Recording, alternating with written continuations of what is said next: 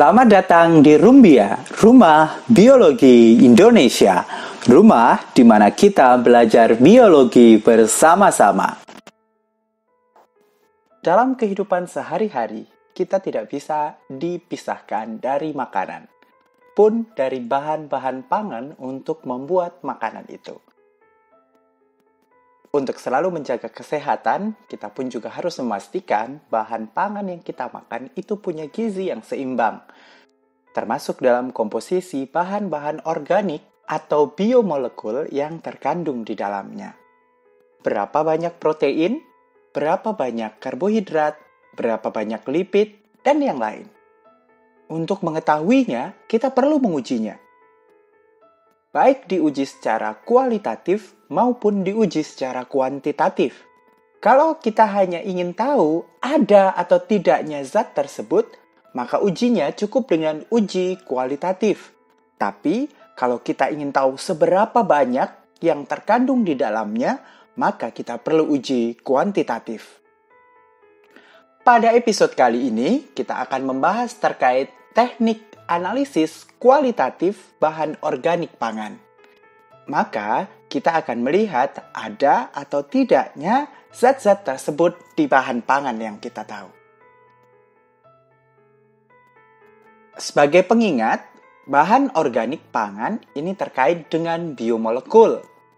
Biomolekul merupakan senyawa-senyawa yang mengandung karbon yang menyusun sel makhluk hidup dan melakukan reaksi-reaksi kimia yang memungkinkan sel tersebut tetap menunjukkan ciri-ciri kehidupan.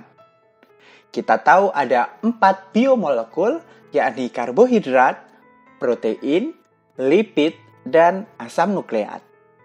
Jika kalian ingin tahu lebih banyak terkait materi biomolekul, silakan lihat di tautan di atas.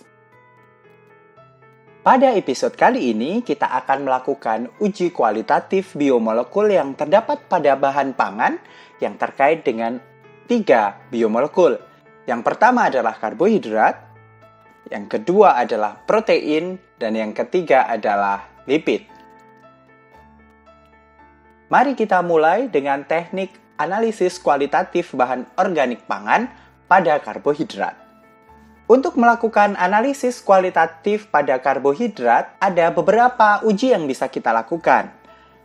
Ada 4 uji yang akan kita bahas pada kesempatan kali ini, yakni uji Benedict, uji Barfoot, uji Seliwanov, dan keempat adalah uji Lugol. Uji Benedict. Uji Benedict tentunya menggunakan reagen Benedict. Reagen ini adalah reagen kimia yang biasa digunakan untuk mendeteksi ada atau tidak adanya gula pereduksi dalam suatu zat makanan. Gula pereduksi ini bisa berupa monosakarida dan beberapa disakarida, termasuk di dalamnya adalah laktosa dan maltosa. Reagen Benedict ini terkait dengan penemuan oleh ahli kimia yaitu Hermann von Wechsling, sehingga kita juga mengenal reagen Benedict dengan reagen Wechsling A dan reagen Wechsling B. Prosedur uji Benedict dengan meneteskan larutan Benedict atau reagen Benedict ke zat yang akan kita uji. Kemudian campuran itu kita panaskan. Bisa dipanaskan dengan menggunakan water bath atau dipanaskan langsung pada bara api. Selanjutnya akan kita amati perubahan warna. Adanya gula pereduksi ditunjukkan dengan warna berupa merah bata. Ini adalah penggunaan reagen Benedict untuk menguji adanya gula pada urin.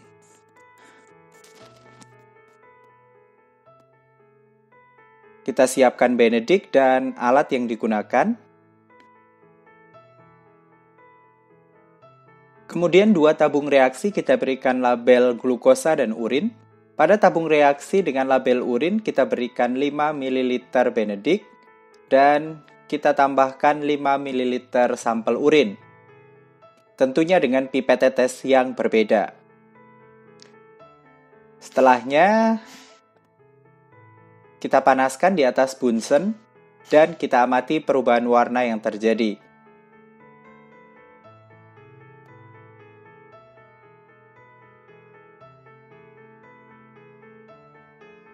Dengan teknik yang sama, kita masukkan 5 ml pada tabung reaksi yang sudah diberikan label glukosa.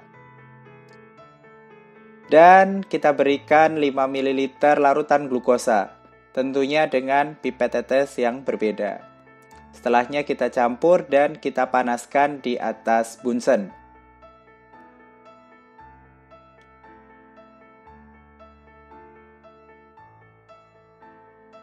Kita amati perubahan warna yang terjadi. Perubahan warna yang terjadi menunjukkan indikasi seberapa banyak gula reduksi yang terdapat pada sampel. Kita lanjutkan ke uji yang kedua, yakni uji Barfoot. Uji Barfoot ini adalah untuk mendeteksi karbohidrat yang tergolong monosakarida. Hasil uji Barfoot ini dapat diamati dari perubahan warna. Ketika warna larutan itu biru, ini menunjukkan bahwa karbohidrat di dalamnya tidak ada. Sedangkan ketika ada presipitasi berwarna merah, ini menunjukkan adanya karbohidrat. Ketika presipitasi itu cepat, maka ini menunjukkan adanya monosakarida. Sedangkan kalau presipitasi itu lambat, maka ini menunjukkan adanya disakarida. Kita siapkan alat dan bahan yang dibutuhkan.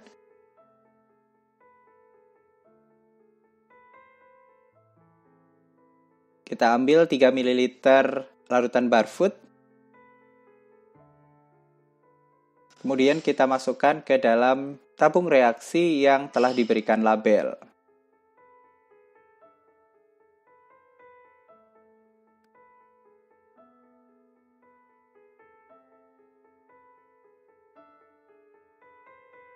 Kemudian kita masukkan masing-masing 1 ml sampel.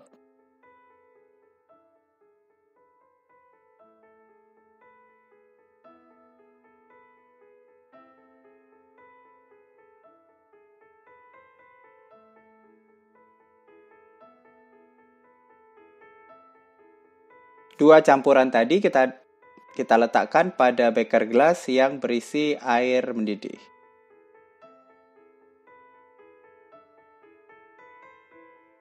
Hasil pengamatannya adalah demikian.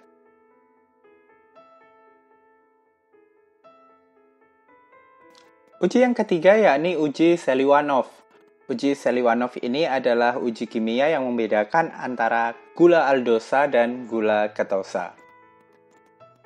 Hasil positif pada uji Seliwanov ini ditunjukkan dengan warna merah yang menunjukkan adanya gula dengan ikatan ketosa. Kita siapkan alat dan bahan yang diperlukan.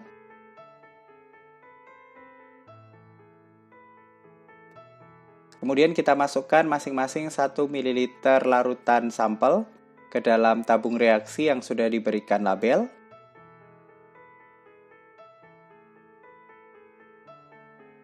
Kemudian kita tambahkan 5 ml reagen Seliwanov untuk masing-masing tabung reaksi. Kemudian kita homogenisasi. Kemudian kita panaskan. Hasilnya seperti ini. Selanjutnya adalah uji Lugol. Uji Lugol ini bisa juga disebut sebagai uji iodin, karena memang Lugol merupakan reagen yang terdiri dari komposisi kalium iodida. Berbeda dengan uji sebelumnya, uji Lugol ini adalah uji untuk melihat ada tidaknya amilum, yaitu polisakarida. Uji Lugol akan menunjukkan hasil positif apabila terjadi perubahan warna ke arah biru, ungu, kehitaman. Sedangkan kalau warnanya tetap seperti warna semula, maka ini menunjukkan bahwa uji Lugol ini negatif. Kita siapkan alat dan bahan. Di sini ada reagen Lugol dan beberapa sampel.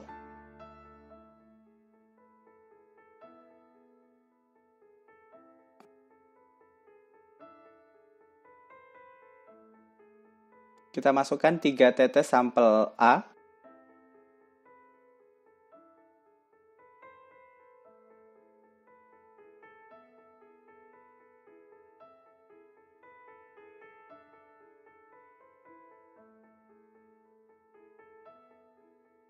Kemudian kita berikan 2 tetes larutan nugol. Kita coba campurkan.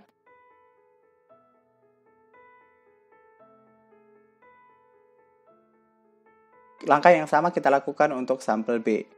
Ternyata sampel B mengalami perubahan warna, sedangkan sampel A tidak. Selanjutnya kita akan lanjutkan untuk teknik analisis kualitatif pada protein. Ada 3 macam uji yang akan kita bahas pada kesempatan kali ini. Yang pertama adalah uji ninhidrin, kemudian uji Biuret, dan uji Milon. Uji ninhidrin ini dilakukan untuk mengetahui ada tidaknya asam amino pada suatu zat yang diuji. Adanya asam amino terlihat dengan perubahan warna larutan ke warna ungu. Kita siapkan bahan yang diperlukan, ada serin, albumin, glukosa, dan larutan ninhidrin. Kemudian kita perlu air panas.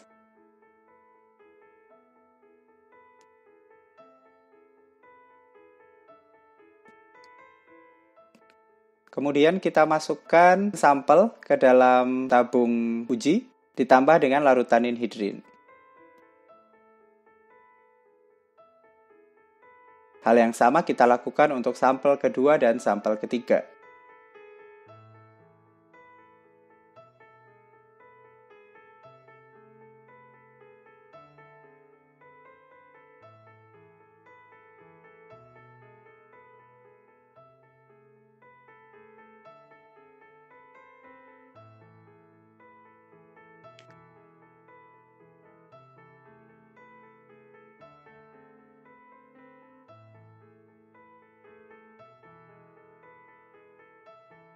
Jika kita perhatikan ketiganya setelah dicampur dengan ninhidrin ini memiliki warna yang transparan.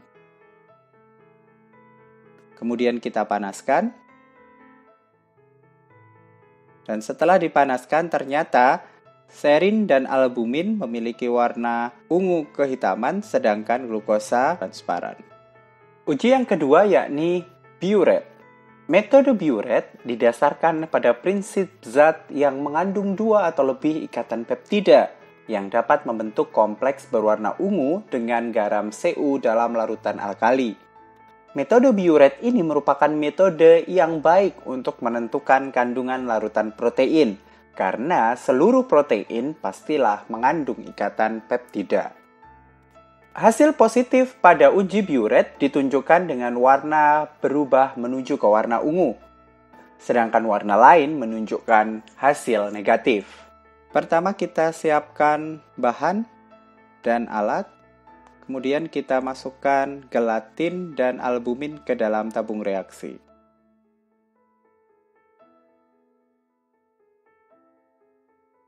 Selanjutnya kita teteskan NaOH ke masing-masing tabung reaksi.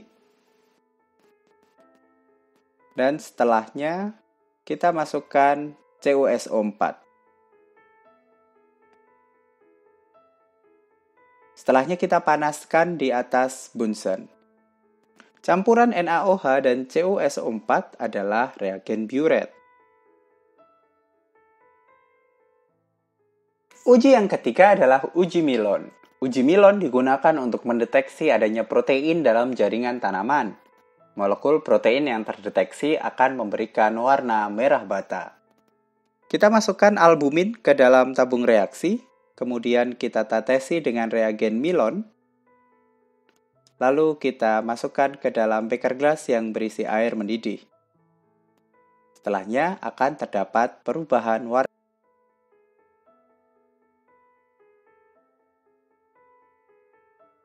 Kemudian kita lanjutkan untuk teknik analisis kualitatif pada lipid.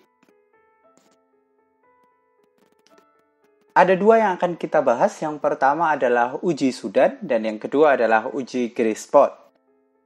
Uji Sudan dilakukan dengan reagen Sudan. Reagen Sudan yang digunakan biasanya adalah Sudan 3 dan Sudan 4. Sudan dalam uji makanan digunakan untuk mengetahui apakah bahan makanan mengandung lemak atau minyak. Hasil positif ditunjukkan adanya 2 lapisan yang terpisah pada larutan. Sedangkan hasil negatif menunjukkan adanya lapisan yang seragam pada larutan.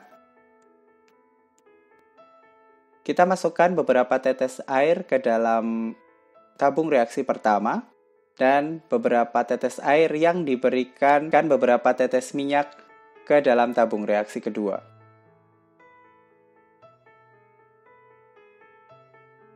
Setelahnya diberikan reagen Sudan.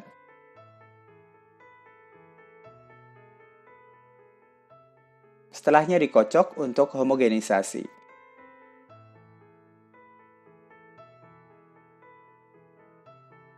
Tabung reaksi pertama menunjukkan tanpa ada gradasi warna, sedangkan pada tabung kedua menunjukkan ada gradasi warna.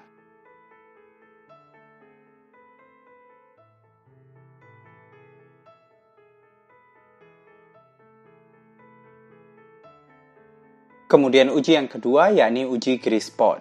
Berdasarkan sifat-sifat lipid, secara umum misalnya akan menimbulkan bercak pada kertas. Pengamatan ini dilakukan dengan metode yang disebut uji bercak minyak atau grease spot test. Kita teteskan minyak dan air. Kemudian kita berikan tanda dengan pensil. Lalu kita amati di bawah lampu. Setelah 10 menit, kita amati kembali di bawah lampu. Kemudian kita teteskan ether, dan kita amati kembali di bawah sinar lampu. Demikian tadi beberapa teknik analisis kualitatif untuk bahan organik yang berupa karbohidrat, protein, dan lipid. Terima kasih sudah berkenan berkunjung ke Rumah Biologi Indonesia. Sampai jumpa di episode Rumah Biologi Indonesia selanjutnya.